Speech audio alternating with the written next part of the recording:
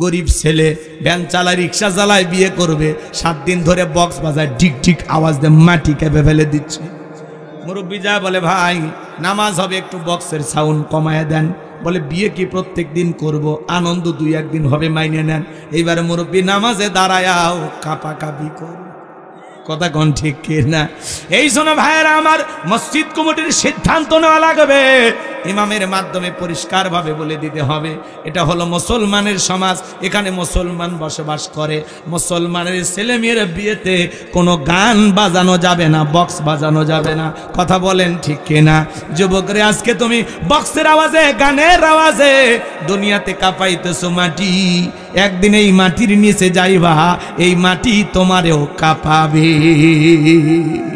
কথা বলে সময় আসবে একদিন সেই দিন টের পাবেন সেই দিন আফসোস করে আর কোনো লাভ হবে রাগ করেন শ্বশুর বাড়ির থেকে যৌতুক না পারলে আর শ্বশুরকে একটা ডিসকভার কিনে দেবেন পালসার কিনে দেবেন আব্বা যে জিনিস আমারে দিয়েছেন আব্বা এটা আপনার হাদিয়া নেন কথা কয় উল্টো শ্বশুরকে দেবেন একটা মা বাবা কত কষ্ট করে সন্তানের জন্য 16 বছর 18 বছর মেয়েটাকে লালন পালন করে বিবাহের দিনে মা একদিকে কান্না করে বাবা একদিকে কান্না করে মানুষজন ডেকে বলে ভাই চলেন ছেলের জামাই ছেলে আর মেয়েটারে বিদায় দেন জামাইয়ের হাতে মেয়েটাকে তুলে দেন বাবা বলে আমি পারবো না মা বলে আমি পারবো না রান্নাঘরের খুঁটি ধরে কান্নাকাটি করে মানুষজন ডেকে বলে আপা জামাইয়ের হাতে যদি মেয়েটাকে তুলে না দেন মানুষ মনে করবে জামাই পছন্দ হয় নাই বাবা কাঁদে মা কাঁদে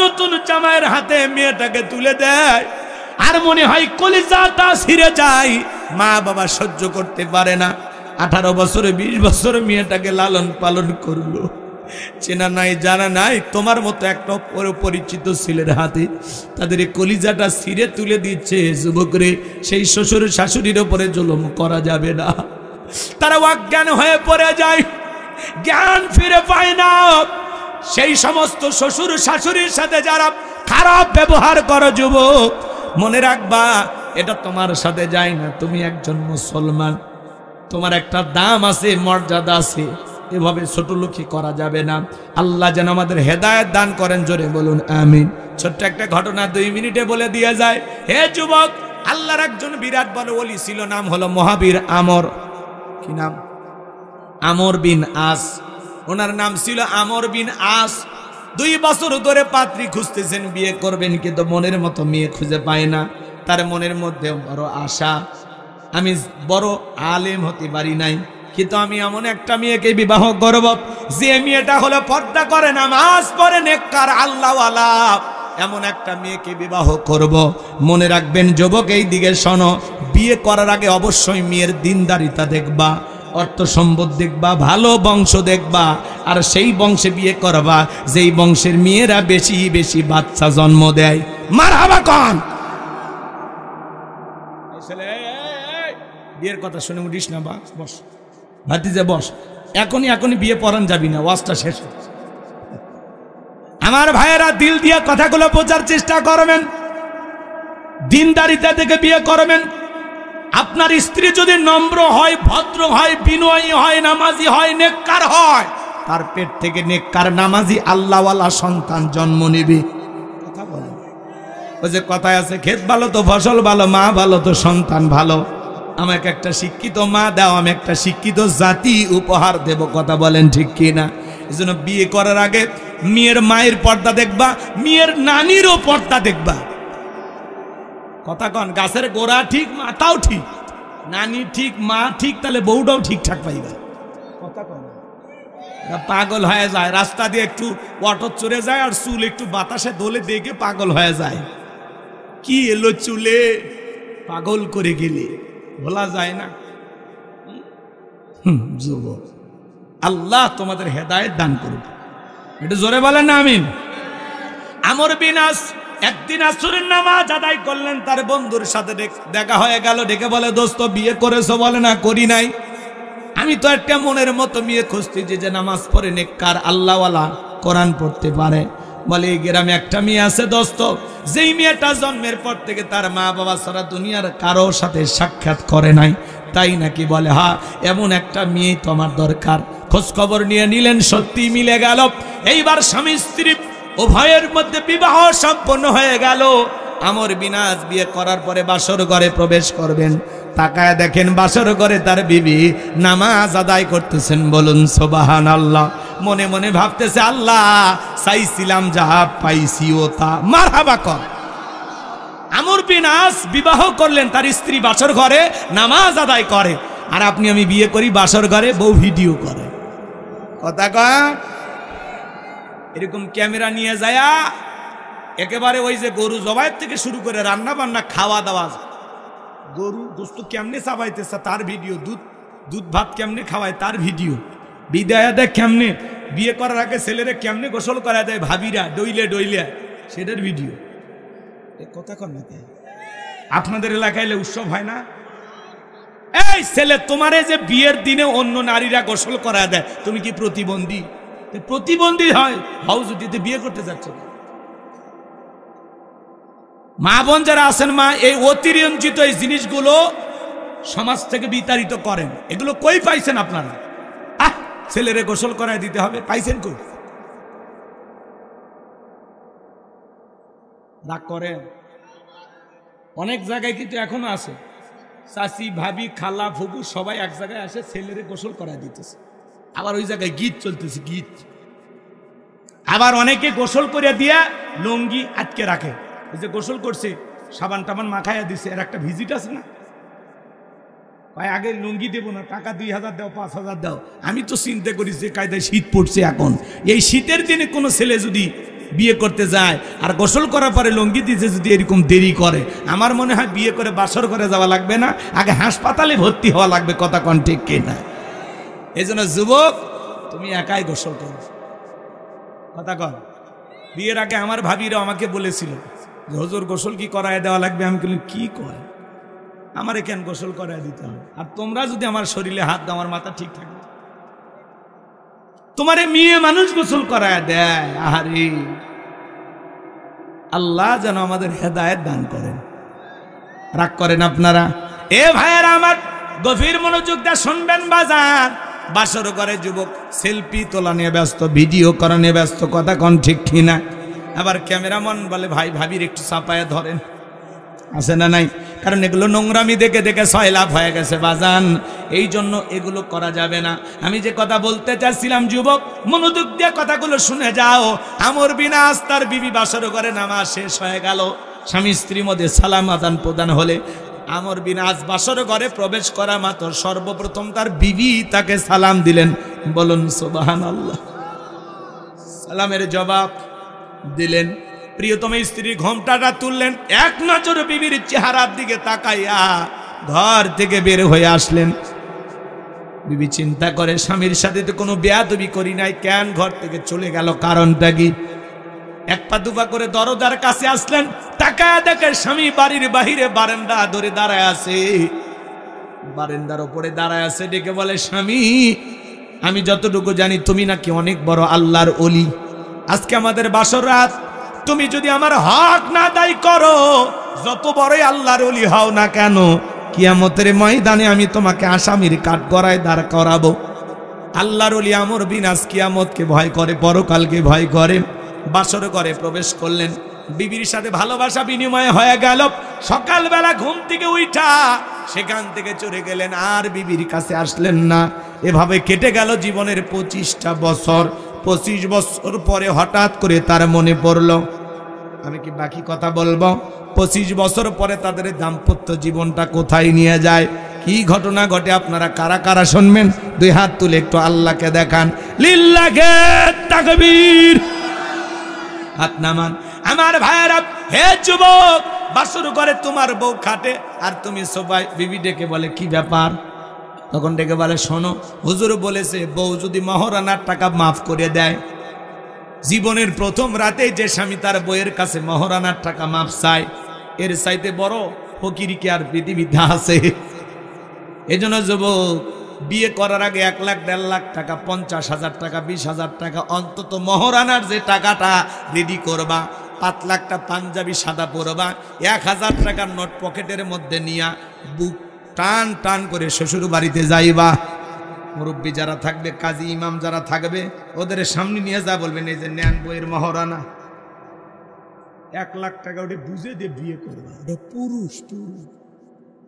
হ্যাঁ, আর আপনি যৌতুক নিয়ে বিয়ে করেন, বইয়ের দিকে চোখ তুলে তাকালে বউ কয়ে কার দিক তাকাচ্ছিস, আগে 3 লাখ জমা দিয়ে। যৌতুক নিয়ে বিয়ে করে যারা, বইয়ের কাছে এতিম তারা, বউ যদি কয় দাঁড়িয়ে থেকে পেশাব কর, ও তাই করে, উপায় নেই।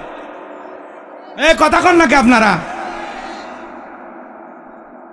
এই জন্য বলতেছি, বাসর ঘরে বইয়ের কাছে মাপ চাইও না, তার আগে নিজেকে প্রতিষ্ঠিত করো, যাতে 50,000 1 লাখ টাকা দিয়া ঘরে বউ তুলতে পারো, টাকাটা রেডি রাখ। কি আমার এই কথাকে আমল করতে পারবেন আপনারা? কি যুবকেরা কথা কয় না? রাগ করতেছো বাবা, রাগ করতেছো?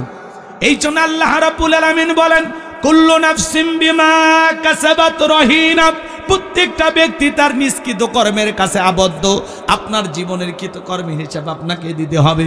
বিবির মহারানা বুঝিয়ে যদি দেন বেঁচে গেলেন, আর যারা মহারানা বুঝে দেন নাই, মনে রাখবেন কিয়ামতের ময়দানে জিনাকারী নারী পুরুষের কাতারে আল্লাহ আপনাকে দাঁড় করায় দিবে। এখনো সময় আছে, যারা মহারানা পরিশোধ করেন নাই, বিবির মহারানা পরিশোধ করে দেবেন। সামনের দিকে যায় ভাইয়েরা আমার, আমি এই কথা এই আয়াতের মাধ্যমে আপনাদেরকে এটাই বোঝাইতে চাইছিলাম, কুল্লু নাফসিন বিমা কাসাবাত রহিনা, প্রত্যেকটা ব্যক্তি তার নিষ্কৃত কর্মের কাছে আবদ্ধ। আপনার জীবনের 50-60 বছরের অডিও ভিডিও দিনের আলোতে রাতের আধারে গোপনে প্রকাশ্যে। হে যুবক, তুমি কি মনে করো জঙ্গলে প্রেম করার জন্য মঙ্গল? জঙ্গলে কেউ না দেখলে একজন দেখেন, তিনি কে? কার জানালায় গিয়ে গল্প করেছো রাত 2টার পরে, কি মনে করো সেই ভিডিও নাই? আপনি আমি জীবনে যা যা করেছি বাজান, প্রত্যেকটা কৃতকর্মের হিসাব একদিন আল্লাহর কাছে দিতে হবে। যুবক, তুমি সারা রাত মোবাইলে কি অশ্লীল ভিডিও দেখো, গুনাহ করার আগে চিন্তা করো, দুনিয়ার কেউ না দেখলে একজন দেখেন, তিনি কে? ঘরের দরজা লাগাইয়া মা বাবার চোখকে ফাঁকি দিতে পারো, একা একা কম্বলের ভিতরে সারাদিন অনলাইনে কি ভিডিও দেখো, ইউটিউব ইন্টারনেট ঘাটাঘাটি করে কি কি দেখো। কথা কয় না? পিতা মাতা যখন দরজা নক করে, রুবেল এই ভিতরে কি হয় রে, তখন বলে বাংলাদেশের স্বাধীনতার যুদ্ধ, তখন পড়ার ভান করে। আবার যখন চলে যায় আবারও মোবাইল। এই মোবাইল যুব সমাজের চরিত্রটা অর্ধেক নষ্ট করছে। কথা বলেন না কেন ভাই? মোবাইলের ওজন কম, কিন্তু মোবাইলের মাধ্যমে পাপের ওজনটা অনেক বেশি। যুব সমাজের চরিত্র ধ্বংস করছে এই মোবাইল। তরুণ তরুণীতে দেখলেন না, শোভা ঢাকায় ক্যান্সারের রুগী মা হাসপাতালে ফেলাইয়া নওগাঁর ছেলের প্রেমের টানে চলে আসছে। নওগাঁর ছেলের প্রেমের পাওয়ার আছে গো। ক্যান্সারের রুগী মাকে ফেলাইয়া 11 বছরের শোভা, ছোট্ট একটা মেয়ে, নাক চিপলে মায়ের দুধ বের হয়, সেই নিয়ে আসছে। বলে আমি এমনি আসছি, ভালো লাগে না। কথা কন না? এ সমাজে এগুলো আছে না? নাই। আমার কথা কি আপনারা বিরক্ত হন? তাহলে যুব সমাজকে নষ্ট করছে এই মোবাইল, ফ্রি ফায়ার, পাবজি, অনলাইনে জুয়া, নানান ধরনের অপসংস্কৃতি দিয়ে যুব সমাজকে নষ্ট করে ফেলেছে এই মোবাইল। পেটে ভাত না থাক, পরনে কাপড় না থাক, টাচ মোবাইল লাগবে একটা। কথা কন? রাগ করেন? দেশে মোবাইল আইছে, চিঠি বন্ধ হইয়াছে, দিওয়ানা বানাইছে, পোলা মাইয়ার মনের কথা ভাসে বাতাসে। ও দেখো পোলা পানের মন বাদা ফেসবুকে, এখন মোবাইলে চ্যাটিং কইরা কাটায় সারাক্ষণ। এই মোবাইল পাইয়া দেখো মদনের মাইয়া, এই মোবাইল পাইয়া দেখো মদনের মাইয়া কি কাণ্ড ঘটাইছে, স্বামী সংসার আইখা নাকি পালাইয়া গেছে। 2 বাচ্চার মা, 4 বাচ্চার মা পরকীয়া প্রেম করে আর একটা ছেলের হাত ধরে পালিয়ে যায়। যে নারী স্বামী রেখে সন্তান রেখে আর একটা পরপুরুষের হাত ধরে পালিয়ে যায়, ওটা নারী না, ওটা নারী জাতির কলঙ্ক, পাষাণী, ডাইনি, বিশ্বাসঘাতক নারী। কেমনে পারলা বোন, কেমনে পারলা মা, স্বামী রেখে সন্তান রেখে আর একটা ছেলের হাত ধরতে কেমনে পারলা? স্বামীর মহব্বত নাই, সন্তানদের মহব্বত নাই, কেমনে পারলা? আজকে এই পরকীয়ার অভিশাপে সমাজটা শেষ হয়ে যাচ্ছে। সব দোষ কি নারীর, পুরুষের কি কোনো দোষ নাই? এক হাতে তালি বাজে, এই ছেলে তোমার দোষ নাই? কেমনে পারো একটা নারীর স্বামী আছে, সন্তান আছে, সেই মহিলার দিকে নজর দিতে কেমনে পারো? আল্লাহর ভয় নাই? কত অসহায় গরিব মেয়ে বিয়ে হয় না, যাও না বিয়ে করো, কথা কয় না কেন? আল্লাহ যেন আমাদের হেদায়েত দান করেন, একটু জোরে বলেন আমিন। ও দেশে টিকটক আসিয়া সব গেল বাসিয়া, সিদ্দিক সোরা নায়ক হইছে আইডি খুলিয়া, হিরো আলম নায়ক হইছে আইডি খুলিয়া। এই মোবাইলে হাই কি জাদু আছে ভাই, পোলা পান বুঝাছে, পড়ালেখা তুইলা রাখছে সপ্তম আকাশে। আজকে যুব সমাজের চরিত্র নষ্ট করে দিয়েছে এই মোবাইল। সংক্ষিপ্ত করা বলে দিয়া যায় ভাইজান আমার, দিনের আলোতে রাতের আধারে গোপনে প্রকাশ্যে আপনি আমি যা করতেছি বাজান, জীবনের প্রত্যেকটা কৃতকর্মের ব্যাপারে একদিন হিসাব দিতে হবে। কার কাছে? আরেকটু জোরে বলেন কার কাছে? আল্লাহর কাছে। জীবনের সব বিষয়ে যদি হিসাব দেওয়া লাগে, এই মাহফিলে যারা বসে আছেন, এই মুহূর্তে আপনার ভিডিও হচ্ছে, এই মুহূর্তে যারা সিনেমা হলে সিনেমা দেখতেছে তাদেরও ভিডিও হচ্ছে, যারা যাত্রার প্যান্ডেলে বসে আছে তাদের ভিডিও হচ্ছে, যারা দোকানে বাজারে মেলায় বসে আছে তাদেরও ভিডিও হচ্ছে। এই দুনিয়ার জমিনে এখন যে যা করতেছে বাজান, ভালো কাজ করলে তারও ভিডিও হবে, মন্দ কাজ করলে তারও ভিডিও হবে। মসজিদে ঢুকলে যেমন ভিডিও হবে, তাফসীরুল কোরআন মাহফিলে আসলেও যেমন ভিডিও হবে। আপনি যখন যাত্রার প্যান্ডেলে বৈশাখ নর্তকীর নাচ দেখবেন, ওই সময়কে তো ভিডিও হবে। এই জন্য আপনার আমার জীবনের কোনো অশ্লীল কাজ করা যাবে না, মন্দ কাজ করা যাবে না, গুনাহের কাজ করা যাবে না, সুদের টাকা ঘুষের টাকা হাত দিয়ে নাড়া যাবে না। সমস্ত গুনাহ থেকে নিজেকে কন্ট্রোল করা লাগবে। খাদ্যে ভেজাল দেওয়া যাবে না, ওজনে কম দেওয়া যাবে না, দুধে পানি মিশানো যাবে না, জমিরাল ঠেলা যাবে না, মানুষকে কষ্ট দেয়া যাবে না। আল্লাহর এই জমিনে আল্লাহর ভয়ে কারা কারা গুনাহ থেকে বাঁচতে চান, দুইটা হাত তুলে মালিককে দেখান। আল্লাহ আমাদের সবাইকে গুনাহ মুক্ত আমল করার তৌফিক দান করুন। একটু চিল্লায়া বলেন আমিন। এরপরে আল্লাহ রাব্বুল আলামিন বলেন, ইল্লা আসহাবাল ইয়ামিন। আমার আল্লাহ ডেকে বলেন, ডান পাশে যারা থাকবে তারা নিরাপদ, ডানপন্থী যারা জান্নাতি তারা। সুবহানাল্লাহ বল।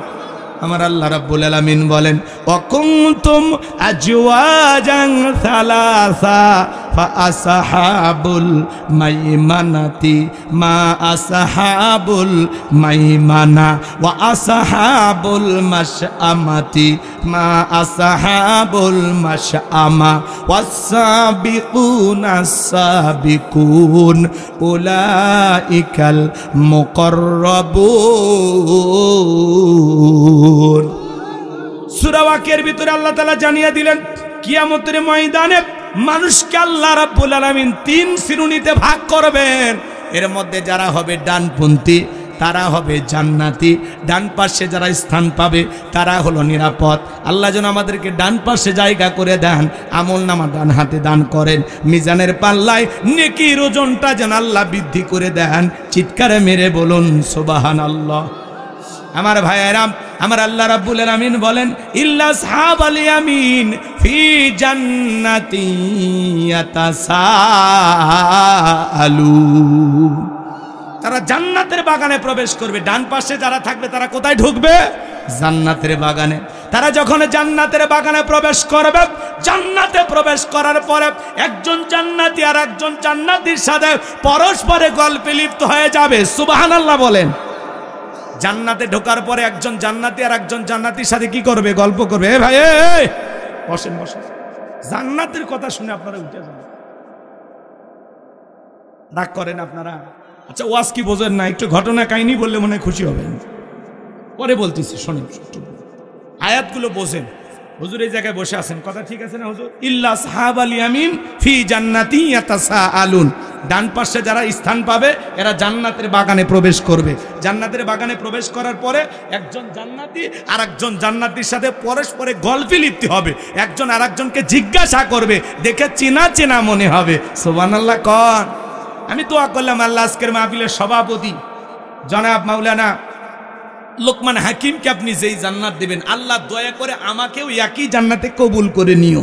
আল্লাহ যদি দয়া করে সভাপতি এবং আমাকে জান্নাত দেয়, তাহলে একই জান্নাতে যদি আমরা থাকি, একে অপরকে দেখে আমরা কি করতে পারবো? চিনতে পারবো। সুবহানাল্লাহ বলেন। একে অপরের মধ্যে আলাপচারিতা হবে, গল্প হবে। উনি দেখে আমাকে চিনবেন, আমি দেখে ওনাকে চিনব। এই যে আপনি আমার মাহফিলে সভাপতি ছিলেন, জি জি জি লোকমান সাহেব তো আপনি, বলে হ্যাঁ হ্যাঁ।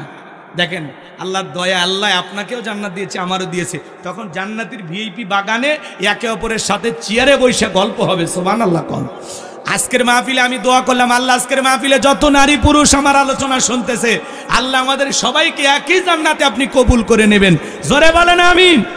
আল্লাহ যদি দয়া করে আমাদের সবাইকে একই জান্নাতে স্থান দেয়, আল্লাহর দয়া ছাড়া জান্নাতে যাওয়া যাবে? আর আল্লাহ কাদের প্রতি দয়া করবে? যারা আমল করবে। আমল ছাড়া আল্লাহর দয়া পাবেন না। কথা কন, শোনেন, এদিক শোনেন।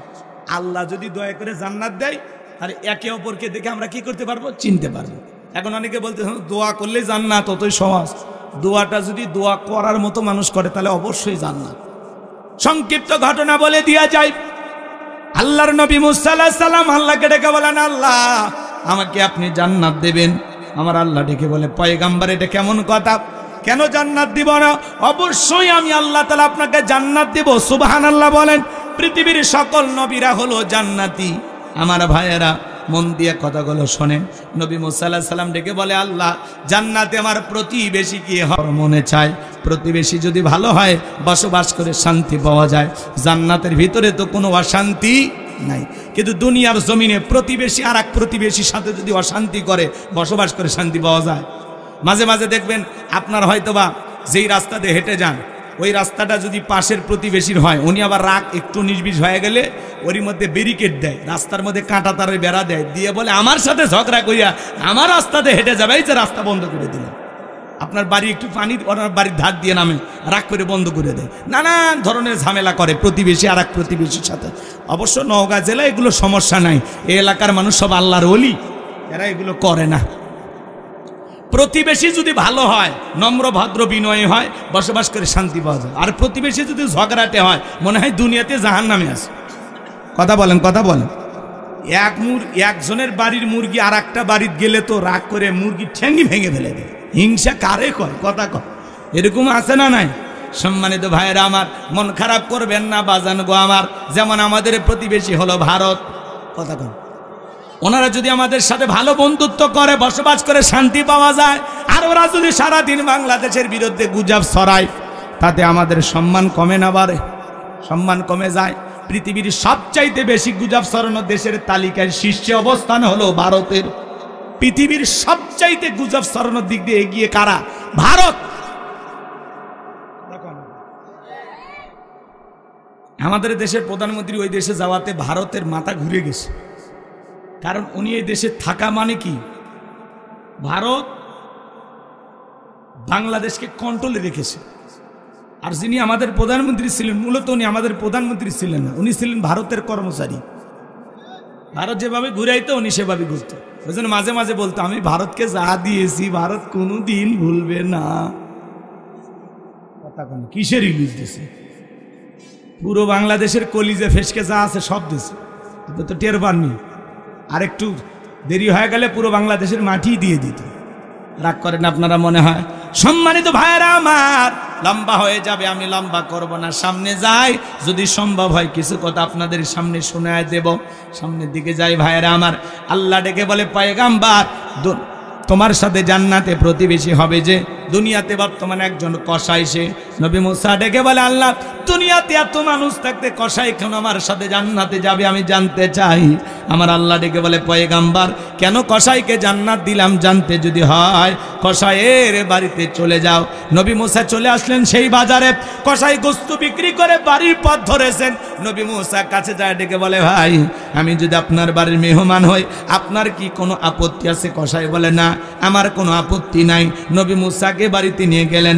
কসাই সুন্দর করে গোস্তগুলো রান্না করলেন। ভালো ভালো গোস্ত কিছু নিয়ে যান বাড়িতে, প্রতিদিন ওখান থেকে গোস্ত রান্না করে বাটিতে তুইলা নিয়ে যায়। জনম দুঃখিনী মা অন্ধ চোখে দেখতে পারে না, জনম দুঃখিনী মায়ের মুখে মুখে তুলে তুলে খাওয়া এলেন। মা খাবার শেষে দুইটা হাত তুলে বলে, আল্লাহ এই জামানার নবী মুসা যেই জান্নাতে থাকবে, আমার ছেলেটাকে তুমি একই জান্নাতে কবুল করে নিও। একটু সুবহানাল্লাহ জোরে বলেন। আমার ভাইয়েরা, কসাই চলে আসলেন, নবী মুসা ডেকে বলে, ভদ্র মহিলার কণ্ঠে একটা দোয়ার আজ শুনতে পাইলাম। মহিলাটাকে বলে, আপনি কিছু মনে করবেন না, ওইটা হলো আমার মা, প্রতিদিন আল্লাহর কাছে দোয়া করে এই জামানার নবী মুসা যেই জান্নাতে থাকবে আল্লাহ যেন আমাকে একই জান্নাতে কবুল করে নেন। আপনি বলেন, কই এই জামানার নবী মুসা আর কই আমার মতো সামান্য কসাই আল্লাহকে এই দোয়া কখনো কবুল করতে পারে? নবী মুসা ডেকে বলে, কসাই রে, আমি হলাম এই জামানার নবী মুসা, আর তোমার মায়ের দোয়া আল্লাহ কবুল করে নিয়েছেন। আমার আল্লাহ আমাকে নিজে জানিয়ে দিয়েছেন আমি যেই জান্নাতে থাকবো ওই জান্নাতে আমার পাশের ফ্ল্যাটে আল্লাহ তোমাকেও জায়গা করে দিয়েছেন। বলুন সুবহানাল্লাহ। মায়ের দোয়ার কারণে একটা কসাই যদি নবী মুসার সাথে জান্নাতে যায়, বলেন তো বাজান, সেই মায়ের দোয়া নেওয়ার দরকার আছে না? না। এই জন্য আল্লাহ বলেন, ওয়াকাদা রাব্বুকা আল্লা তা'বুদু ইল্লা ইয়্যাহু ওয়া বিল ওয়ালিদাইনি ইহসানা। আমার আল্লাহ ডেকে বলেন, আমার ইবাদত করো, আমার ইবাদতের সাথে কাউকে শরীক করো না। আমার ইবাদতের পর তোমাদের দায়িত্ব হলো মাতা পিতার খেদমত করা, তাদের সাথে উত্তম আচরণ করা, ভালো ব্যবহার করা। আজকে প্রত্যেকটা পরিবারে 95% ফ্যামিলিতে মা বাবা অবহেলিত, বঞ্চিত, লাঞ্ছিত, অপমানিত, নিগৃহীত। কথা বলেন ঠিক কিনা? অনেক পরিবার আছে মা বাবা কষ্টের সাগরে হাবুডুবু খায়, মুখ ফুটে বলতে পারে না। কথা বলেন না কেন? রাগ করেন না বাজান।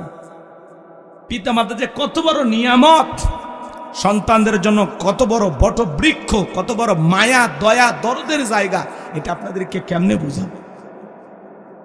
এই জন্য যুবক, মা বাবার মনে কখনো কষ্ট দেওয়া যাবে না। একটা শিক্ষিত লোকের গল্প পড়েছিলাম, 2013 সাল পত্রিকা একটা কলম পড়েছিলাম। ছেলেটার নাম হলো আব্দুল মালেক। ছোটবেলায় চোখে দেখতে পারে না, চোখটা দিয়ে ঝাপসা ঝাপসা দেখে, পুষ পড়ে, পানি পড়ে। মা একদিন ডাক্তারের কাছে নিয়ে চলে গেল। ডাক্তার চোখটা পরীক্ষা নিরীক্ষা করে বলে, আপনার সন্তানের চোখের যেই সমস্যা আমি দেখতেছি, বড় হলে চোখে দেখতে পারবে না, ছেলেটা অন্ধ হয়ে যাবে।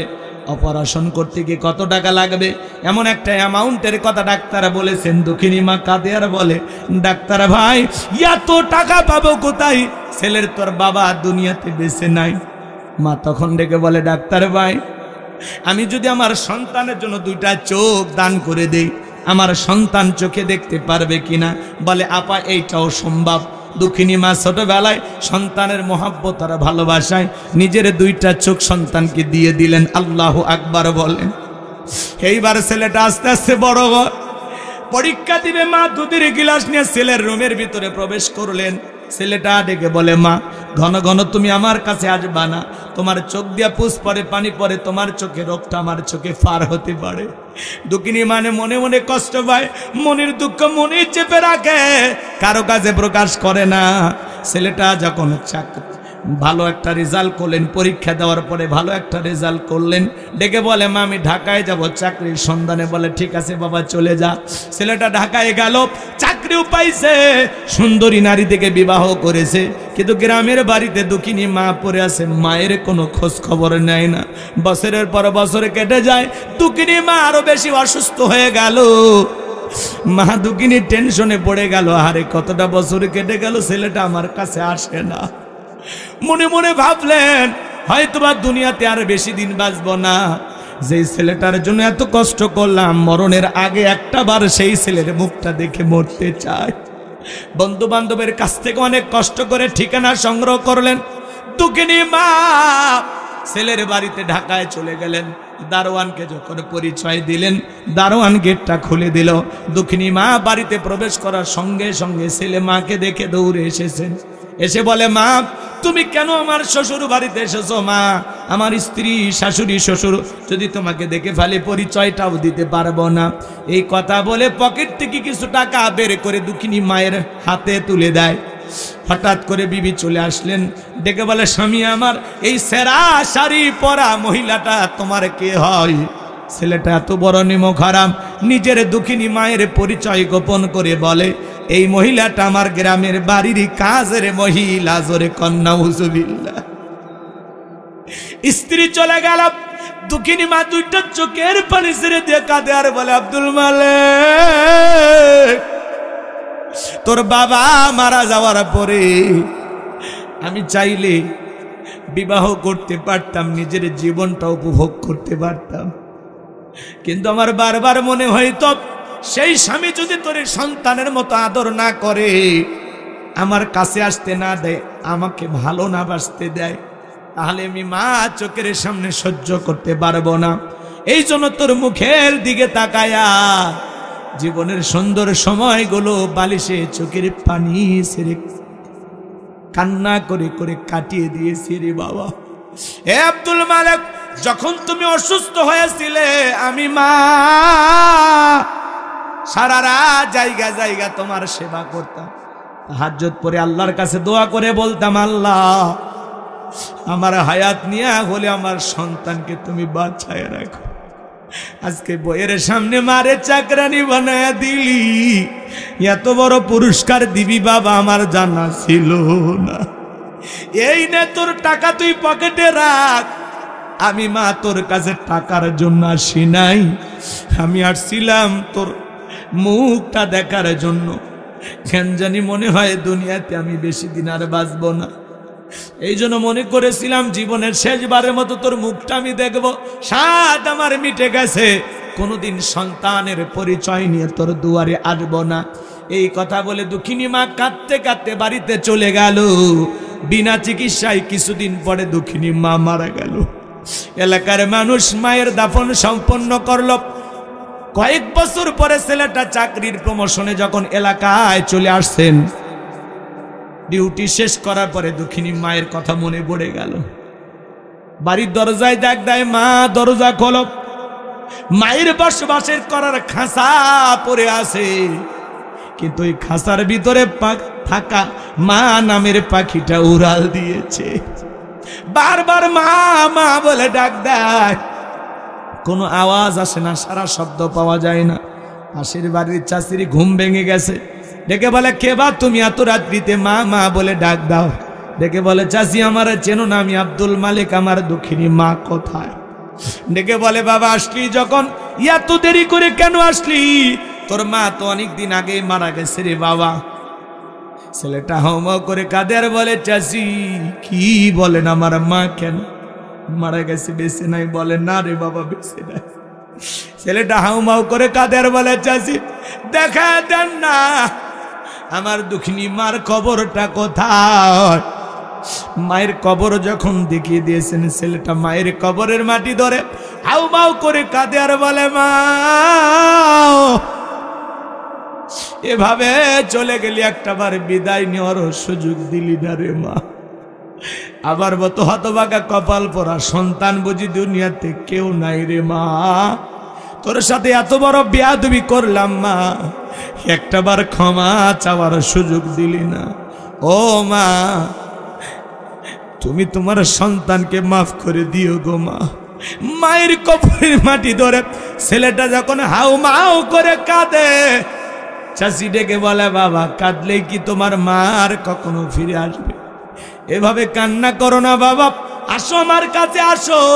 তোমার মা মৃত্যুর পূর্বে আমার কাছে একখানা চিঠি লিখে গেছে, আর আমাকে বলে গেছেন, কোনোদিন যদি আমার আব্দুল মালিক আমাকে খুঁজতে আসে, আমার সন্ধান করতে আসে, মায়ের লেখা সন্তানের জন্য জীবনের সে চিঠিটা হাতে ধরায় দিও। হে তরুণ যুবকরা, সিলেটের মা জীবনে সে চিঠিতে কি লিখেছে তোমাদের কি জানতে মনে চায়? শুনে নাও যুবক, মা বাবার সাথে কখনো বেয়াদবি করবা না। আল্লাহ বলেন, হামালাতুহু উম্মুহু ওয়াহনান আলা ওয়াহনিউ ওয়া ফিসালুহু ফি আমাইনি আনিশকুর লি ওয়া লিওয়ালিদাইক। তোমার মা কষ্টের পর কষ্ট সহ্য করে তোমাকে গর্ভধারণ করেছেন, 2-2.5 বছর বুকের দুধ পান করাইছেন। সুতরাং আমার প্রতি মাতা পিতার প্রতি কৃতজ্ঞ হও। তোমরা সবাই তো আমি আল্লাহর দিকে প্রত্যাবর্তন করবা। হে তরুণ যুবক, দিল দিয়া কথাগুলো শুনে যাও। দুনিয়াটা চিরকাল থাকার জায়গা না, তুমিও থাকবো না, আমিও থাকবো না। হে যুবক, মা বাবার সাথে খারাপ ব্যবহার করা যাবে না। একটা মা সন্তান পেটের ভিতরে নিয়ে 3-4 মাস খাইতে পারে না, মার বমি বমি হয়, রুচিটা নষ্ট হয়ে যায়। এর মূল কারণ তুমি আর আমি। 6টা মাস যখন হয়ে যায়, সন্তান যখন আস্তে করে মায়ের পেটে বড় হতে লাগে, ডাক্তারি গবেষণায় বলা হয়েছে রে তরুণ যুবক, 7 মাস একদিন যখন সন্তানের বয়স হয়ে যায়, তুমি আমার মায়ের গর্ভে যেই জায়গাতে থাকি এই জায়গাটা মাত্র 10 ইঞ্চি। সন্তানের পা যখন বড় হয়ে যায় 7 মাস একদিন পরে ওই সন্তানের 2টা পা আল্লাহ তাআলা মায়ের কলিজার সাথে সেট করে দেয়। সন্তানের পা যত বড় হয় কলিজাটা আস্তে আস্তে উপরের দিকে উঠতে থাকে। আমার ভাইয়েরা, এই পৃথিবীর বর্তমান বিশ্ব প্রমাণ করেছে। আমার ভাইয়েরা, আমি যখন মায়ের গর্ভে ছিলাম, যেই সন্তান সবচাইতে মায়ের পেটে কম নাড়াচড়া করে ওই সন্তানটা মায়ের গর্ভে থাকা অবস্থায় 4,500 বার মায়ের কলিজায় লাথি মারে। তুমিও লাথি মেরেছে রে যুবক, আমি হুজুরও লাথি মেরেছি, পাশে থাকা মুফতি লোকমান হুজুরও লাথি মেরেছে, হাজী সাহেবও লাথি মেরেছে। এমন কেউ নাই যে মার কলিজা আমরা লাথি মারি নাই। হে যুবক, সন্তানের পা যত বড় হয়, ডাক্তারি গবেষণায় বলা হয়েছে বাজান, এমন কি সন্তানের পা জুড়ে যখন বড় হয় 4 থেকে 5 ইঞ্চি পর্যন্ত মায়ের কলিজাটা সন্তানের পা লেগে উপরের দিকে উঠতে থাকে। 8-9 মাস যখন হয়ে যায় মা ঘুমাইতে পারে না, একটা তরমুজের মতো বড় হয়ে যায়। তোমার মা তোমার জন্য কতটা কষ্ট করেছে, মায়ের কষ্ট যদি একটু বুঝতে চাও, তোমার বিবি যখন গর্ভবতী হয় বিবির দিকে তাকায় দেখবা। যুবক, তোমাদের জন্য আমি বলে যা, মার সাথে কখনো বেয়াদবি করো না। ডেলিভারির সময় যখন চলে আসে দুঃখিনী মা, গভীর নিশীথে বাপ স্বামীর 2টা পা জড়ায় কান্না করে। স্বামীর যখন ঘুমটা ভেঙে যায় ডেকে বলে, কি গো বিবি, এত রাত্রিতে কেন কান্নাকাটি করো? ডেকে বলে, স্বামী আমি বাবার বাড়িতে চলে যাব। কত মহিলার সন্তান জন্ম দিতে গিয়ে মারা যায়, আমার বড় ভয় করে আমিও যদি মারা যাই। এই নাও সংসারের চাবি, বুঝাইয়া দিলাম স্বামী, দীর্ঘদিন আপনার সাথে সংসার করলাম, সময় কাটাইলাম, বলবে আদবি হলে মাফ করে দিও। এই কথা বলে দুঃখিনী মা দাইমার ঘরে চলে যায়। প্রসবের যাতনায় মা তার মুখ কামড়ায়, চোখের পানি ছেড়ে দিয়া কাঁদে। যুবক রে, একটা সন্তানকে জন্ম দিতে গিয়া কি পরিমাণে কষ্ট হয়, দুনিয়ার মা সারাই কষ্ট কেউ বুঝবে না। আল্লাহ রসুলের একজন সাহাবী মাকে কাঁধে করে নিয়ে খানায় কাবা তপ করতেছেন। নবী আমার ডেকে বলে, সাহাবী তোমার কাঁধে কে? বলে, হুজুর আমার মা। নবী আমার ডেকে বলে, সাহাবী বড় ভালো কাজ করতেছো, মা বাবার খেদমত করা কিসমত তো আমারও হয় নাই। সাহাবী ডেকে বলেন, হুজুর আমি যে আমার মায়ের খেদমত করতেছি, আমি কি আমার মায়ের হক আদায় করতে পেরেছি? নবী আমার ডেকে বলে, সাহাবী আল্লাহ যদি তোমাকে কিয়ামত পর্যন্ত হায়াত দেয় আর তুমি তোমার মাকে নিয়ে এইভাবে খানায় কাবা তওয়াফ করো, তোমার মা তোমাকে জন্ম দেওয়ার সময় প্রসবের যাতনায় আ শব্দ করেছিল, ওই একটা আ শব্দের হক দুনিয়ার কোন সন্তান আদায় করতে পারবে না। চিৎকার মেরে বলুন আল্লাহু আকবার। এই জন্য নবীজি বলেছেন, হুমা জান্নাতুকা ওয়া নারুকা, তোমার পিতামাতায় তোমার বেহেশ, তোমার পিতামাতায় তোমার দোজখ। হে যুবক, পিতামাতা খুশি আরশের মালিক আল্লাহ খুশি, পিতামাতা বেজার আরশের মালিক আল্লাহ বেজার। যারা পিতামাতাকে সংসার দাম্পত্য জীবনে না টানতে পেরে আলাদা করে দেয়, পিতামাতাকে বৃদ্ধাশ্রমে পাঠায়া দেয়, ওই সন্তান মা বাবাকে তাড়িয়ে দেয় নাই, মা বাবাকে বৃদ্ধাশ্রমে পাঠায়া দেয় নাই, নিজের ভাগ্য থেকে জান্নাতকে আলাদা করে দিয়েছে। কথা বলেন ঠিক কি না? কোন কোন যুবক আছো মা বাবার মনে কষ্ট দিবা না, পিতামাতার খেদমত করে তাদের মুখে হাসি ফোটায়া তাদের দোয়া নিয়ে জান্নাত অর্জন করতে চাও, 2টা হাত তুলে আল্লাহকে দেখান। পিতামাতার খেদমত করবেন তো ইনশাআল্লাহ? হাত নামান। পিতামাতা দোয়া করলে ভ্যান চালক রিক্সা চালক থেকে আল্লাহ কোটিপতি বানায় দিবে। পিতামাতা বেজার হলে 10 তলা বিল্ডিং এর মালিককে আল্লাহ ফকির বানায় দিতে পারে। পিতামাতার থেকে দোয়া নেওয়া লাগবে। পৃথিবীর সবচাইতে বড় পীর সন্তানের কাছে হলো মা বাবা। এই কথা কন, কার দরবারে গরু ছাগল নিয়ে দৌড়াও? তোমার মা বাবাই তো তোমার বড় পীর, তারা দোয়া করলে কবুল। হে যুবক, মা যদি সন্তানের জন্য দোয়া করে, এই দোয়া আল্লাহ কখনো ফিরায় না। বুলেট মারলে বুলেট মিস হতে পারে, কিন্তু মায়ের দোয়া কখনো মিস হয় না, বাবার দোয়া কখনো মিস হয় না। আল্লাহু আকবার বলেন। শিক্ষিত লোকের গল্প পড়েছিলাম, বাড়িতে অনেক তেহারি নিহারি বিরিয়ানি রোজ ভিআইপি খাবার, ভাঙ্গা একটা প্লেটে কিছু একটু খাবার ছেলের হাতে দিয়ে বলতেছে, বাবা এটা তোর দাদু ভাইকে দিয়া।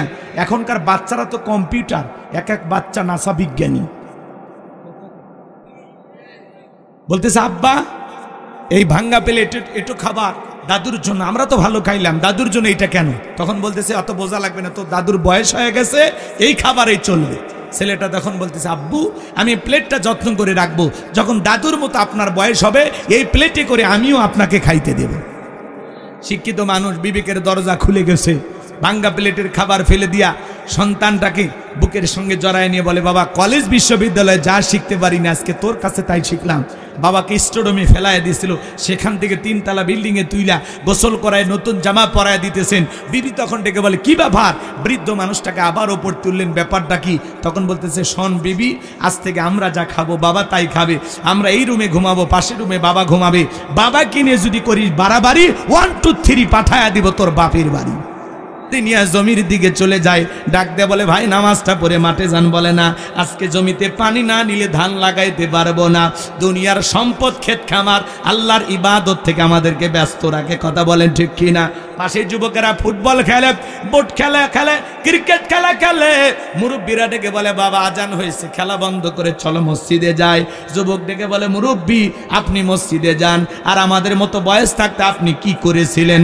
মুরব্বী মুখটা বন্ধ করে আস্তে করে মসজিদে চলে যায়। আর যুবকেরা গল্প করে আর বলে, দোস্ত মুরব্বীরে কেমন দিলাম, তুমি মুরব্বীকে দাও নাই, নিজেরটা নিজেকে দিয়েছ। মুরব্বীর কথা শুনে যদি মসজিদে যাইতা কপালটা খুলে যেত। কথা বলেন ঠিক কিনা? আমার ভাইয়েরা, জান্নাতীরা বলবে, কি ব্যাপার ভাই, নওগাঁ শহরে আপনারও দোকান ছিল, আমারও দোকান ছিল, আজকে আমি জান্নাতে, তুমি কেন জাহান্নামে? তখন ডেকে বলবে, ভাই আজান হওয়ার সাথে সাথে আপনি দোকানের শাটার বন্ধ করে সাইনবোর্ড লাগায় দিলেন নামাজের বিরতি। এই কথা বলে আপনি মসজিদে চলে গেলেন। আর আপনি যখন মসজিদে গেলেন আমি তখন মনে করলাম পাশাপাশি দোকান, এই সুযোগে 2টা কাস্টমার বেশি আসবে, দুনিয়ার লোভ লালসা আমি দোকান খুলে বসে থাকলাম। কথা বোঝেন নাই মনে হয়? যেই দোকানদার আজান হওয়ার পরে মসজিদে দোকানদারি বন্ধ করে চলে গেল, এই লোকের কপালটা বড় ভালো। আর যারা দুনিয়ার দোকান খুলে বসে থাকলো, আজানের পর আজান চলে যায়, ওক্তের পর ওক্ত চলে যায়, নামাজ পড়ে না, কপাল পরা, দুনিয়ার লোভ লালসা তাকে পেয়ে বসেছে। ওই ব্যক্তিও যদি দোকানদারি বন্ধ করে আল্লাহর ঘর মসজিদে যাইতো, ওই লোকটাও জান্নাতে যাইতো। কথা বলেন ঠিক কিনা? এই জন্য ভাইয়েরা আমার, কঠিন কিয়ামতের ময়দানে তাদেরকে জিজ্ঞাসা করা হবে, ভাই দেখে চেনা চেনা লাগে, পাশাপাশি ব্যবসা বাণিজ্য করেছিলাম, একই এলাকায় বসবাস করেছিলাম। তখন বলবে, ভাই আপনি আজান দিলে মসজিদে গেছেন, আমি ক্ষেত খামার নিয়ে ব্যস্ত ছিলাম, ব্যবসা বাণিজ্য নিয়ে ব্যস্ত ছিলাম। এই জন্য যুবক তোমাদের উদ্দেশ্যে বলে যায়, মনোযোগ দিয়ে গুনাহগারের কথাগুলো শুনে যাও। যারা দুনিয়াতে মুসল্লি সালাত আদায় করবে তারা জান্নাতে যাবে, আর যারা সালাত আদায় করবে না এরা জাহান্নামে চলে যাবে। শুধু মসজিদটা সুন্দর করলে হবে না, এই মসজিদ যারা ইবাদত করবে তাদের মন মানসিকতাটাও সুন্দর হওয়ার দরকার আছে না? না, সালাত আদায় করতে হবে, সালাত, মুসল্লি হতে হবে, নামাজি হতে হবে। জুমার নামাজের জন্য মসজিদ ভেঙে 2 তলা 3 তলা করা হয়, আর ফজরের নামাজের সময় এক কাতার মুসল্লি পাওয়া যায় না। কথা বলে না কেন? যে শীত পড়ছে অধিকাংশ নামাজি নামাজ ছেড়ে দিচ্ছে, আছে না? একেবারে কঠিন পাক্কা পোক্ত ইমানদার দ্বারা ওরা মসজিদে আসে। দেখবেন গরমের দিনে কিন্তু কিছু মুসল্লি বাড়ে, শীতের দিনে কিছু কমে। এই যে সামনে রমজান মাস আসতেছে, প্রথম তারাবি তো জায়গায় হবি না, রাস্তা পর্যন্ত মুসল্লি দাঁড়িয়ে গেছে নামাজের জন্য। কথা কর, এত নামাজি বের হয়, কোথা থেকে যে আসে ভাই, আল্লাহু আকবার। প্রথম তারাবি রাস্তায়, পরের দিন এক কাতার কমে যায়, এরপরের দিন রাস্তা খায়, এক সপ্তাহ যাইতে যাইতে বারান্দার কাতারও খাওয়া শেষ। মাঝখানে 15-20 দিন ওই আগে যে কয়জন নামাজ পড়ে ওই কয়জন আবার ওরা আসে লাইলাতুল কদরে সাক্ষাৎ করার জন্য। আছে না ভাই এরকম? আমাদের ইবাদত গুলো মৌসুমী ইবাদত। জুমার 2 রাকাত পড়তে ভালো লাগে, আসর মাগরিব এশা ফজর এগুলো পড়তে ভালো লাগে না। কপাল পরা এগুলো ফরজ, কিন্তু গুরুত্ব দেয় পড়ে না, মসজিদমুখী হয় না। আজান নিজের কানে শুই নাও। কেমনে পারেন ভাই বসে থাকতে? কেমনে পারেন বলেন? এই তো আজান হচ্ছে, আপনি তো মাঠে কাজ করেন, আপনি তো কানে আজানের আওয়াজ যায়। আল্লাহ রসুলের কাছে এক অন্ধ ব্যক্তি গেলেন, বলে হুজুর আজান দিলে আমাকে কি মসজিদে যেতেই হবে জামাতে? আল্লাহ রসুল বলতেছে তুমি অন্ধ মানুষ, না গেলেও চলবে। লোকটি যখন চলে যাচ্ছেন আল্লাহ রসুল পিছনে ডাকলেন, শোনো শোনো, তুমি কি আজান শুনতে পাও? বলে হ্যাঁ। তাহলে অবশ্যই তোমাকেও জামাতে যেতে হবে। একটা অন্ধ ব্যক্তি সে নামাজ পড়ে, অন্ধ ব্যক্তি কোরআনের হাফেজ হয়, আর আপনার আমার চোখ আছে, জ্ঞান আছে, আকল আছে, নামাজ পড়তে পারি না। অন্ধ ব্যক্তি কোরআনের হাফেজ হয়, দেখেননি? তাহলে আপনার চোখ থাকার পরে আপনি কোরআনের হাফেজ হইতে পারলেন না, তাহলে ওই অন্ধ ব্যক্তির চাইতে তো আপনি দুর্বল। কথা বলেন না কেন? কি মনে করেন অন্ধ হইলে কি বিয়ে করে না? বিয়েও করে, বাচ্চা আপনার চেয়ে বেশি, চোখে দেখতে পারে না। কথা কন।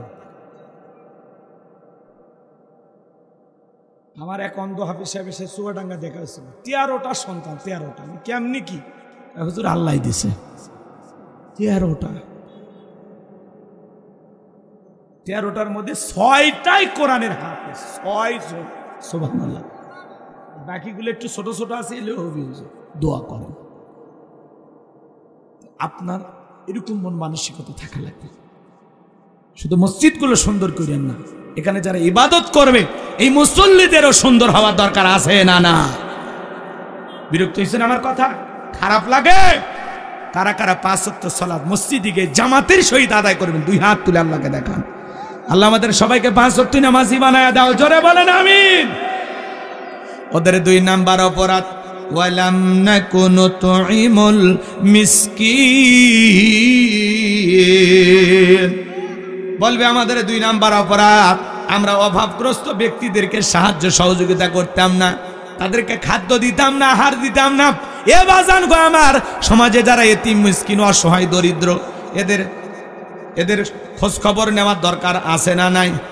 জোরে বলেন দরকার আছে না নাই? রাগ করেন মনে হয় আপনারা?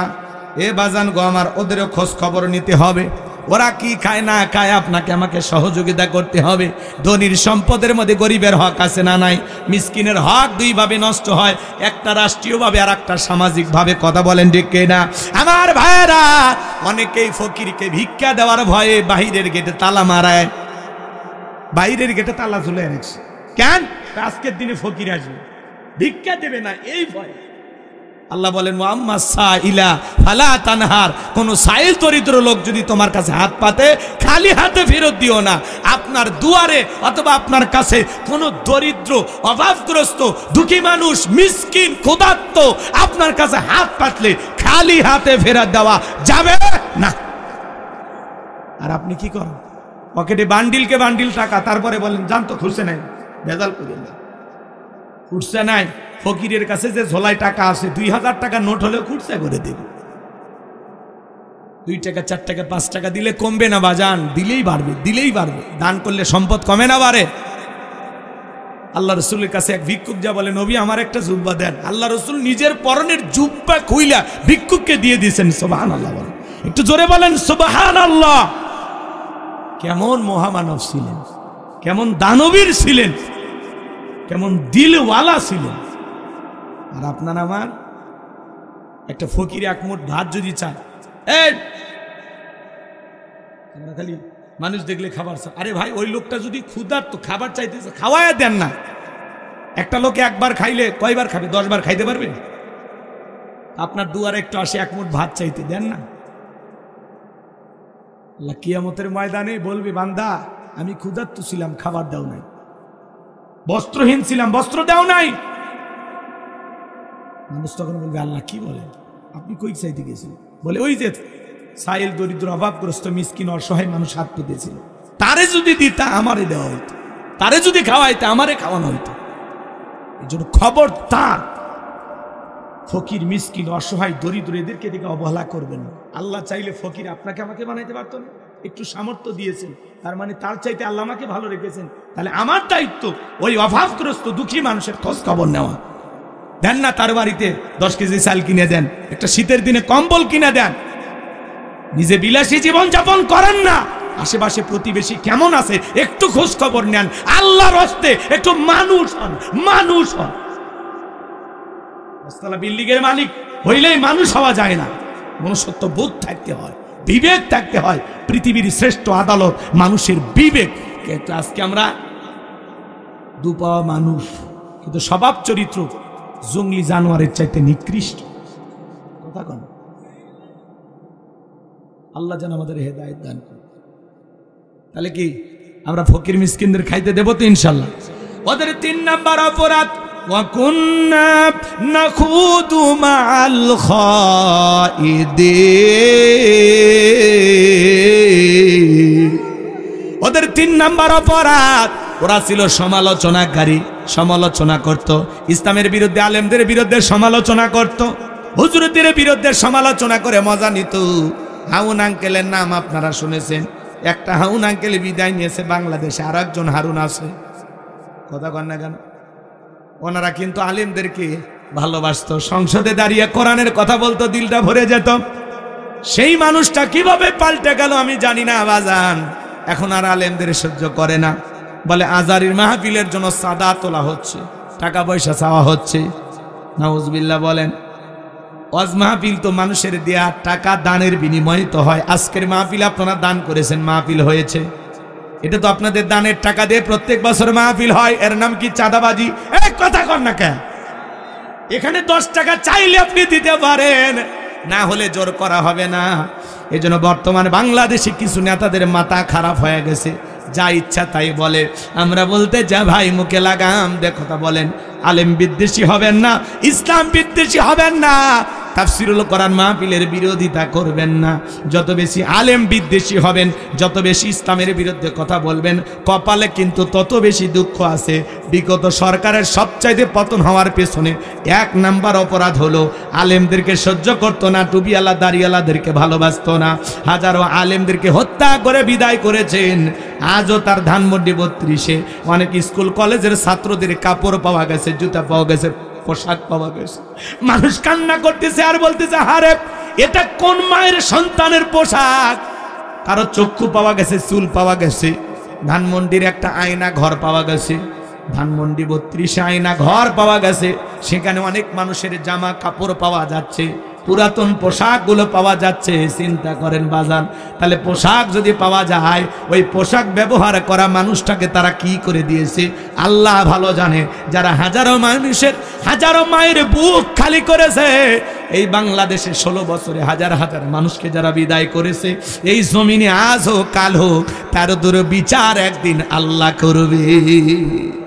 এই জন্য আলেম বিদ্বেষী হবেন না, ইসলামকে মাইনাস করতে চাইবেন না, আলেমদেরকে মাইনাস করে আগামীতে বাংলাদেশে কাউকে কিছু করতে দেওয়া হবে না, হবে না। কথা বলেন ঠিক কিনা? এজন্য বাঁকা চোখে আলেমদের দিকে তাকাবেন না, আলেমদেরকে শ্রদ্ধা করুন, সম্মান করুন। আল্লামা সাঈদী হুজুরকে বিদায় দিয়েছিলেন ষড়যন্ত্র করে, ভারতের ইশারায় ষড়যন্ত্র করে আল্লামা সাঈদী হুজুরকে বিদায় করা হয়েছে। 1 বছরের মাথায় ক্ষমতার চেয়ার থেকে আজকে তারা পালিয়ে বেড়াচ্ছে। কার খেলা? আলেমদের গায়ে হাত দিবেন না। আলেমেরা দুর্নীতি করে না, অপরাধ করে না, আলেমেরা চাঁদাবাজি করে না, আলেমদের সাথে এগুলো শোভা পায় না। আমরা দান চাই, মানুষ দান করে, 2-4 টাকা চাই। আমরা জোর করি না, আমরা পিস্তল ধরে চাঁদাবাজি করি না, আমরা রাতের আধারে কারো বাড়িতে হামলা করি না, এগুলো আমাদের শানে যায় না। ঠিক কি না? মুফতি সাহেব মাদ্রাসা করেছে, মাদ্রাসায় কত মানুষ দান করে? বাংলাদেশের কত মাদ্রাসা আছে, ট্রাক ভর্তি চাল আল্লাহর কোন বান্দা পাঠায় জানে না। মানুষ জায়গা জমি বিক্রি করে লক্ষ লক্ষ টাকা মাদ্রাসায় দান করে। এটা হলো কোরআনের মহব্বত, ওলামা ইকরামদের মহব্বত, দ্বীনের প্রতি মানুষের ভালোবাসার বহির প্রকাশ। বিদায় আলেমদেরকে চাঁদাবাজ বলবেন না। কথা বলেন ঠিক কিনা? কারা কি করে দেশের মানুষ জানে। একটু মুখে লাগাম দিয়ে কথা বলেন, যা ইচ্ছা তাই বলবেন। আল্লাহ যেন জাতির মানুষকে হেদায়েত দান করেন। তাহলে যারা সমালোচনাকারী, আলেমদের বিরুদ্ধে, ইসলামের বিরুদ্ধে সমালোচনা করবে, ওরা যাবে জাহান্নামে। ওয়া কুন্না নাখুদু মাল খাইদিন, তারা বলবে আমরা ছিলাম সমালোচনা করি, আমরা দুনিয়ার জমিনের সমালোচনায় ব্যস্ত ছিলাম। ইসলামদের বিরুদ্ধে, আলেমদের বিরুদ্ধে সমালোচনা হয়তো, সেখানে অংশগ্রহণ করতাম, সমালোচনা করে মজা নিতাম। ভাই মানুষের সমালোচনা করে কি লাভ? অমুক খারাপ, তমুক খারাপ, এ ভালো না, সে ভালো না। আরে ভাই নিজের পাপের টেনশনে তো ঘুমাইতে পারি না, নিজের আত্মসমালোচনা করেন, নিজের জিন্দিগির ত্রুটিগুলো তালাশ করেন। আমি তো আমার গুনাহের টেনশনে ঘুমাইতে পারি না, অন্য মানুষকে নিয়ে কি ভাববো? আমার তো মনে হয় এই দুনিয়ার সবচাইতে বড় পাপী আমি, এমন তো গুনাহ নাই যে গুনাহটা আমি করি নাই। কথা বলে না, মানুষকে নিয়ে সমালোচনা করে লাভ নাই। নিজের আত্মসমালোচনা করেন, নিজের আত্মশুদ্ধির জন্য কাজ করেন। অমুক খারাপ, তমুক খারাপ, এ ভালো না, সে ভালো না। চারটা আঙ্গুল বলে তুমি কয় নাম্বার? কথা কন, কথা কন। এই জন্য আল্লাহ যেন আমাদের হেদায়েত দান করেন, জোরে বলুন আমিন। 4 নাম্বার, ওয়া কুন্না নুকাযযিবু বিয়াউমিদ্দিন, যারা জাহান্নামের আগুনে জ্বলবে ওদের 4 নাম্বার অপরাধ, ওরা বলবে আমরা কর্মফল দিবসকে অস্বীকার করতাম, আমরা বিচার দিবসকে অস্বীকার করতাম, পরকালে বিচারে ফয়সালা কেউ জান্নাতে যাবে, কেউ জাহান্নামে যাবে, এই পরকাল দিবসটাকে আমরা অস্বীকার করতাম। পরকালের ব্যাপারে আমরা ছিলাম উদাসীন, অজ্ঞ।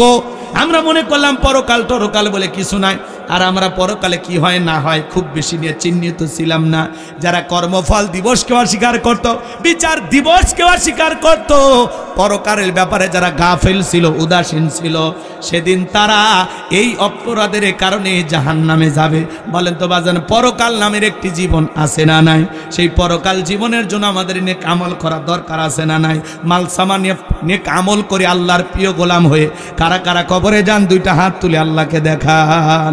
আল্লাহ আমাদের সবাইকে পরকালের চিন্তায় বেশি বেশি করে নেক আমল করা তৌফিক দান করুন। আখিরাতের প্রতি বিশ্বাস রেখে খাঁটি মুমিন হয়ে, খাঁটি মুসলমান হয়ে আল্লাহ কবরে যাওয়ার তৌফিক দান করুন, জোরে বলুন আমিন। ওদের 4টি অপরাধ ছিল জাহান্নামে যাওয়ার। নামাজ পড়তো না, গরিব মিসকিনকে খাইতে দিত না, সমালোচনা করত, আর পরকালকে অস্বীকার করত। তাহলে আমরা এই 4টি অপরাধ করলে আমরাও জাহান্নামে যাব। তাহলে আজ থেকে সিদ্ধান্ত নেব, আমরা নামাজ পড়ে জান্নাতে যাব, আমরা গরিব মিসকিনকে খাওয়ায়া জান্নাতে যাব, আমরা সমালোচনা করব না, জবান দিয়ে উল্টা পাল্টা বলবো না, কাউকে নিয়ে বাজে ধারণা করব না। কি কথা ক্লিয়ার না? ভেজাল আছে? রাগ করেন আপনারা, রাগ করেন। আর 4 নাম্বার, আমরা অবশ্যই পরকালকে ভয় করি। কবরে কি হবে, পরকালে কি হবে, বিচার দিবসে আমার কি হবে, এই চিন্তা যেন আমাদের ভিতরে থাকে। আল্লাহর ভয়ে পরকালের জন্য নেক আমল করার জন্য আল্লাহ আমাদের তৌফিক দান করেন। ওয়া আখিরি দাওয়ানা আনিল হামদুলিল্লাহি রাব্বিল আলামিন। অনেক শোনেন, যেহেতু তাফসিরুল কোরআন মাহফিল লিখেছেন, আলোচনাগুলো তাফসির ভিত্তিক হলো। বক্তার উদ্দেশ্য হলো আমি আপনাদের সামনে যে কথাগুলো বললাম, এখান থেকে যেন আপনারা কিছু নিতে পারেন, এই উদ্দেশ্যে কথাগুলো বলা। কিন্তু এটা অনেকে বোঝে না, অনেকে একটু টান ধরে ঘটনা, একটা আয়াত নাই, ঘটনা সুন্দর করে গায়া দেবে, বলবে হুজুর এটা ছিল মারাত্মক ফাটাফাটি। কিন্তু তাফসির, প্রকৃত তাফসির যদি আপনারা করা হয়, অধিকাংশ শ্রোতা বুঝবে না, ওয়াজ জমিনে বাড়ির যাই। কারণ তাফসির বুঝতে হলে মন নিয়ে বসা লাগে। এই যে আমি এতক্ষণ কথা বললাম, বলেন তো একটা কথা খারাপ লাগছে? প্রত্যেকটা কথার দলিল আছে না নাই? তো যাই হোক, যতটুকু আলোচনা হয়েছে হুজুর শেষ করে দিন। এতটুকুর উপরে আল্লাহ আমাদের আমল করা তৌফিক দান করুন। ওয়া আখিরি দাওয়ানা আনিল হামদুলিল্লাহি রাব্বিল আলামিন। সংক্ষিপ্ত দোয়া করে দেই, চলুন। কষ্ট হচ্ছে আপনাদের? আমার কথায় কোনো কারণে বিরক্ত হয়েছেন? আমি যে কথাগুলো বললাম, এখান থেকে একটি কথা হলেও জীবনে আমল করবেন তো ইনশাআল্লাহ। আল্লাহ তৌফিক দান করুন। সকলে দরুদ ইব্রাহিম পড়ুন। আল্লাহুম্মা সাল্লি আলা মুহাম্মদ ওয়া আলা আলি মুহাম্মদ কামা সাল্লাইতা আলা ইব্রাহিম ওয়া আলা আলি ইব্রাহিম ইন্নাকা হামিদুম মাজিদ। আল্লাহুম্মা বারিক আলা মুহাম্মদ ওয়া আলা আলি মুহাম্মদ কামা বারাকতা আলা ইব্রাহিম ওয়া আলা আলি ইব্রাহিম ইন্নাকা হামিদুম মাজিদ। আল্লাহুম্মা আমিন। ربنا ظلمنا أنفسنا وإن لم تغفر لنا وترحمنا لنكونن من الخاسرين। মাধাইনগর হরিরামপুর যুব সমাজের উদ্যোগে আজকের বিশাল তাফসিরুল কোরআন দোয়ার মাহফিলের শ্রদ্ধাভাজন সভাপতি আলহাজ হযরত মাওলানা মুফতি লোকমান হাকিম সাহেবকে কবুল করে নাও। সহসভাপতি জনাব মোহাম্মদ আব্দুস সামাদকে কবুল করো। প্রধান অতিথি জনাব আলহাজ মোহাম্মদ নাজমুল হক সনিকে কবুল করো। আল্লাহ তাআলা বিশেষ অতিথি হিসেবে যাদের নাম আছে কবুল করে নেন। আলোচনা করেছেন হাফিজ মাওলানা মুফতি শামীম আহমেদ নুরী, হাফেজ কারি মোহাম্মদ জাহাঙ্গীর আলম জিহাদি সহ তোমার গোলামদের কণ্ঠ তুমি দিনের জন্য কবুল করে নাও। আমরা যারা হাত তুলে ধরেছি অনেকের মা নাই বাবা নাই, এতিম বানায় কবরে চলে গেছে। জনম দুঃখিনী মায়ের কথাকে ভোলা যায়, আদরের বাবার কথাকে ভোলা যায়। যে মা 10 মাস 10 দিন গর্ভে ঠাই দিয়েছে, প্রসবের যাতনা সহ্য করেছে, 2-2.5 বছর বুকের দুধ পান করাইছে, ওই জনম দুঃখিনী মা যাদের কবরে চলে গেছে, মায়ের কবরে আর সবটুকু পৌঁছায়া দাও, আদরের বাবার কবরে আর সবটুকু পৌঁছায়া দাও, বাবা মার কবর জান্নাতের বাগান বানায়া দাও। রব্বির হামহুমা কামা রব্বায়ানি সগীরা ওয়া কুর রব্বির হামহুমা কামা রব্বায়ানি সগীরা। পিতা মাতা যাদের বেঁচে আছে হায়াত বাড়ায় দাও, পিতা মাতার খেদমত করে তাদের মুখে হাসি ফোটায় জান্নাত অর্জন করার তৌফিক দিয়া দাও। আল্লাহ, এই গ্রামে যত মানুষ মাটির নিচে শায়িত সমস্ত মানুষগুলোকে মাফ করে দাও। আল্লাহ, তামাম পৃথিবীর মুসলিম উম্মাহকে হেফাজত করো, ফিলিস্তিনে মুসলমানদেরকে বিজয় দাও, বাংলাদেশের মসজিদ মাদ্রাসা কবুল করো, হক্কানি উলামা ইকরামদের কবুল করো, দেশি বিদেশি সকল চক্রান্ত ষড়যন্ত্রের হাত থেকে আমাদের লাল সবুজের পতাকা 56,000 বর্গ মাইলের ছোট্ট সোনার দেশটাকে আল্লাহ হেফাজত করো, এ দেশের উপরে খাস রহমত বরকত নাজিল করো।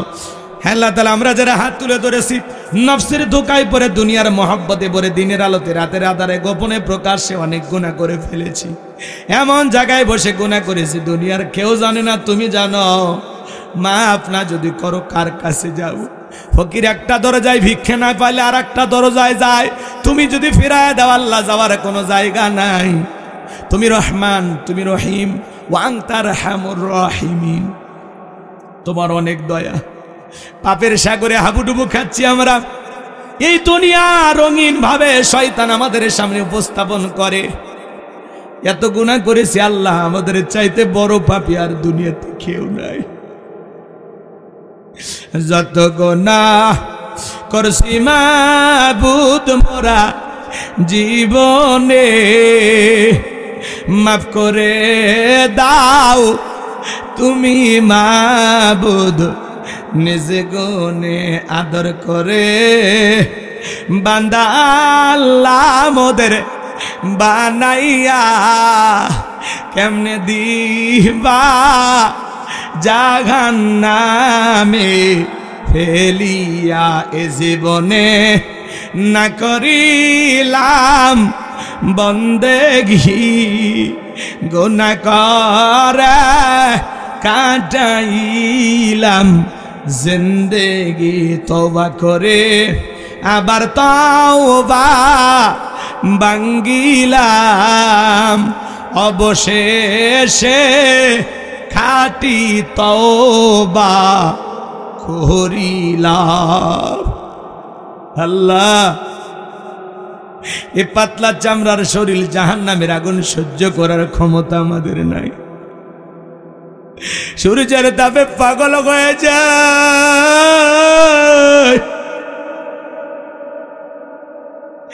কেমনে সহ্য করব মালিক?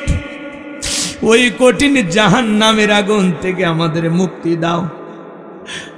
রব্বানা সরিফ আন্না আযাবা জাহান্নাম ইন্না আযাবাহা কানা গরামা। রব্বানা আতিনা ফিদ দুনিয়া হাসানাতাও ওয়া ফিল আখিরাতি হাসানাতাও ওয়া কিনা আযাবান নার। তুমি যদি ফিরায় দাও কই যাব গো আল্লাহ? দয়া করে আমাদের সকলের তামাম জিন্দেগির গুনাহগুলো মাফ করে দাও। ও মালিক, জীবনে একটা বার সোনার মক্কা মদিনায় যাওয়ার সুযোগ করে দি, তোমার ঘরের মেহমান বানাইও। দয়ার নবী ভালোবাসার ছবি, মদিনাওয়ালা কামলিওয়ালা, শাফায়াতের কান্ডা, রহমতের ভান্ডার, এতিম নবী, নবিকুল শিরোমণি, বিশ্ব নবী, বিশ্ব নেতা নবী মুহাম্মদ রাসূলুল্লাহ সাল্লাল্লাহু আলাইহি সাল্লামের রওজার সামনে দাঁড়িয়ে একটাবার সালাম দেওয়ার সুযোগ করে দিও। কত হাজি হজ করতে যাই, মদিনায় যাই, তোমার ঘরে যাই। নবীজির স্মৃতি চিহ্নগুলো দেখি আর কাঁদে।